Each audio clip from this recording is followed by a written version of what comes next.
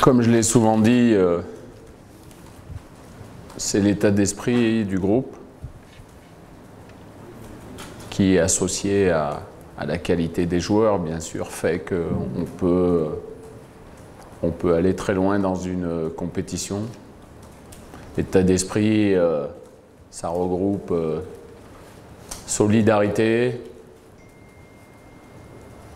ne jamais baisser les bras lorsque vous avez des moments un petit peu plus difficiles. Voilà, c'est la clé de la réussite. Parce que dans une CAN, il y a toujours des moments un peu plus difficiles que d'autres. On le voit pour toutes les équipes. Donc il faut être soudé. Il n'y a personne qui se disperse en pensant individuellement. Il faut toujours avoir une pensée collective. Enfin, c'est ma façon de voir comment doit vivre un groupe pendant une compétition comme la CAN. C'est toujours difficile de connaître le scénario d'un match. On l'a vu contre le Togo, on ne sait pas ce qui peut se passer après quelques minutes. Donc on peut préparer beaucoup de choses, mais c'est le match qui décide après. Le plus important, c'est l'issue finale, quel que soit comment ça se passe. Et puis concernant les qualités de cette équipe, il y en a beaucoup. C'est une équipe remplie de fortes individualités. Donc quand on additionne autant d'individualités, forcément, ça fait une très très bonne équipe. Elle n'est pas championne d'Afrique pour rien. Non seulement elle est championne d'Afrique, mais elle a participé à 3 finales de Coupe d'Afrique des Nations en 10 ans. Elle a fait 3 participations à la Coupe du Monde, donc je pense que c'est plus la peine de présenter cette équipe de Côte d'Ivoire. À nous d'être présents pour ce grand rendez-vous en ce qui nous concerne. Je pense que c'est une chance de pouvoir disputer un tel match en ayant un léger avantage, c'est-à-dire d'avoir 1 point de plus que la Côte d'Ivoire. Maintenant, tout va se jouer sur le terrain. Je pense que la plupart des pronostics vont à une qualification de la Côte d'Ivoire. Il faut qu'on fasse tout pour déjouer tous ces pronostiqueurs. C'est notre objectif. De toute façon, quand on est là, quand on a la chance de pouvoir rejoindre les quarts de finale, il faut être à la hauteur de ce match. Le schéma, il est fait en fonction des joueurs disponibles et en fonction de l'adversaire. Lorsqu'on a reçu la Côte d'Ivoire il y a 2 mois, on a évolué en 4-2-3-1. Donc on va bien réfléchir à quelle est la meilleure solution pour affronter cette équipe de Côte d'Ivoire. L'important, c'est d'avoir les capacités tactiques et l'intelligence de pouvoir changer de système. Comme vous l'aviez dit, on avait démarré les 2 premiers matchs avec la Côte d'Ivoire, enfin 1 match et demi avec 4 défenseurs, puis on était passé, parce qu'on avait été mené 1-0 contre la Guinée, rappelez-vous, et on était 10, parce que Gervinho s'était fait expulser, donc on était passé dans un système avec 3 défenseurs centraux, puis ça nous avait assez bien réussi, surtout avec Serge Aurier, qui est quelqu'un qui aime bien être un joueur très offensif, donc c'est un système qui lui allait très bien. Voilà, en ce qui concerne le Maroc, j'espère qu'il ne vous a pas trop dit de bêtises, qu'il n'a pas été trop sévère avec nous. Et puis, on verra demain. Il y a le schéma tactique et puis après, il y a les problèmes que vous pose l'adversaire. Donc à nous de leur poser aussi des problèmes dans le jeu, que ce soit tactiquement, mais souvent le plus important c'est la réponse technique. Que vous soyez dans n'importe quel système, si vous n'avez pas la réponse technique à votre adversaire, c'est très très compliqué. Je pense que sur le plan mental, on est très très bien. n'était pas trop affecté après la défaite contre le Congo par rapport au contenu qu'on avait pu réaliser. Ça nous a, je pense, solidifié, ça nous a donné certaines réponses à certaines questions qu'on n'avait peut-être pas. On a vu que dans ce match contre le Congo, malgré la défaite, on avait fait beaucoup de bonnes choses. Il fallait rectifier des petits détails et puis être beaucoup plus efficace sur certaines phases de jeu, chose où on a été plus efficace. Donc, ça serait bien encore de progresser, pardon. C'est important dans une compétition comme la CAN si on veut espérer quelque chose d'aller crescendo, partir parfois doucement mais sûrement, c'est le plus important. Ça ne sert à rien de partir très fort pour après ne pas être au rendez-vous quand il le faut. Merci pour les salutations de la Côte d'Ivoire. Yako. C'est un match où les équipes, comme vous le disiez, ont quelques absents. Il ne faut pas oublier qu'on a 5 joueurs qui sont blessés par rapport à la liste initiale. Et notamment 5 joueurs dans le secteur offensif.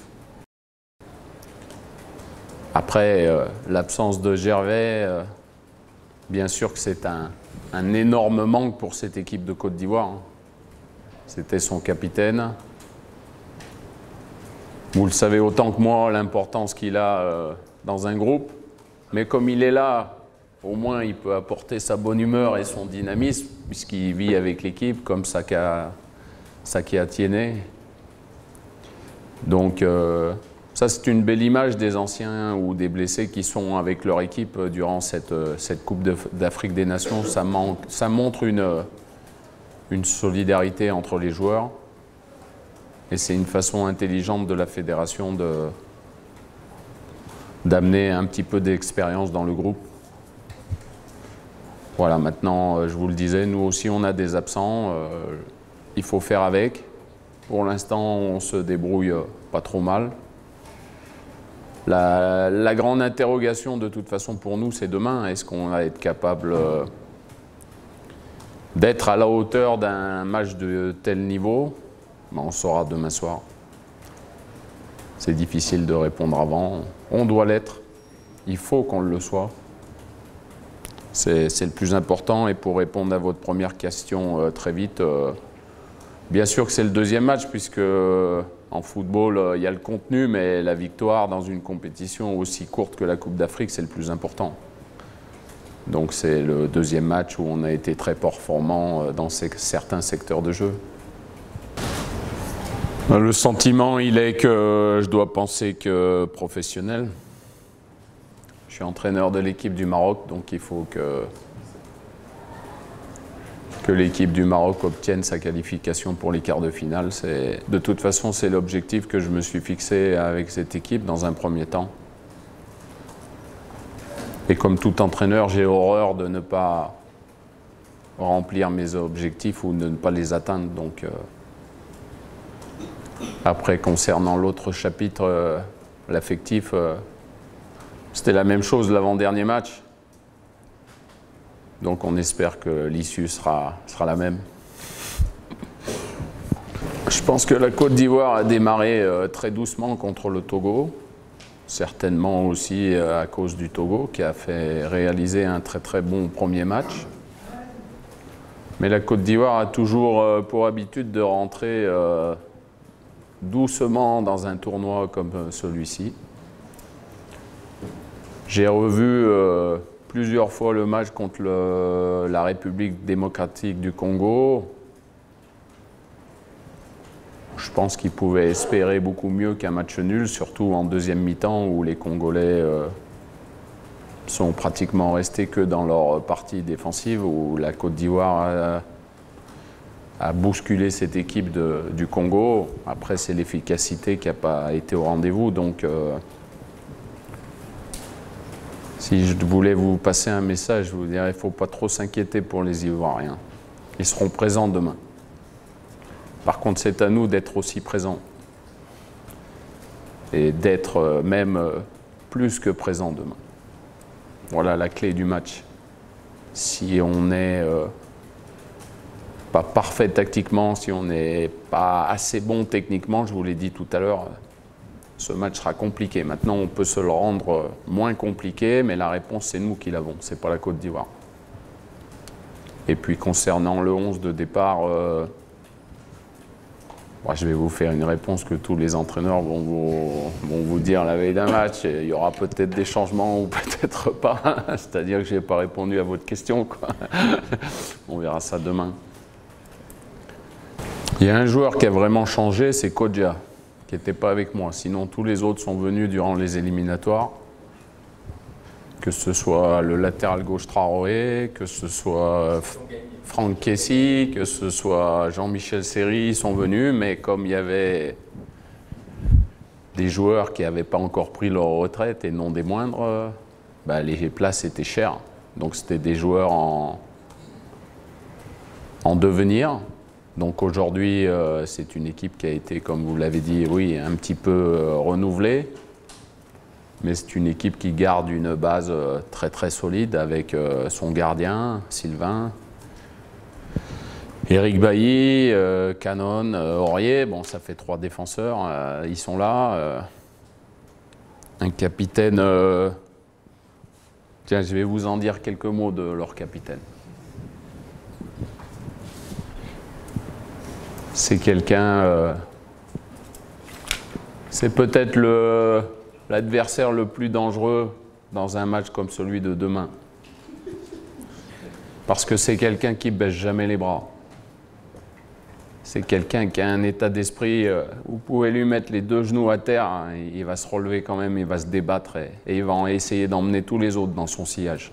C'est un capitaine, moi il n'était pas capitaine, mais c'est quelqu'un d'exceptionnel dans un groupe. Donc je lui rends hommage, parce que c'est quelqu'un que j'apprécie énormément. Mais il faut suivre son exemple, hein. C'est-à-dire être très fort, être très solide, ne jamais renoncer quoi qu'il se passe dans le match. Hein. J'espère. On a des joueurs, on a Karim El Amadi, mais qui peut-être a le même état d'esprit, mais qui le transmet beaucoup moins, il le garde un petit peu plus pour lui.